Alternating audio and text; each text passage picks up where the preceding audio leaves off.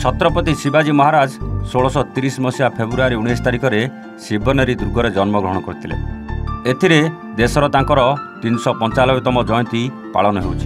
भारत इतिहास वीरपुत्र छत्रपति शिवाजी महाराज जन्म जयंती उपलक्षे आज रायगड़ा विश्व हिंदू परिषद और बजरंग दल पक्षर रायगड़ा सहर कपिलास छक निकट में सकाळ 10टा समय चल्ला बंटन कार्यक्रम आरंभ होता। एथिरे प्राय 2000 लोकों पर चल्ला पानी व्यवस्था होता।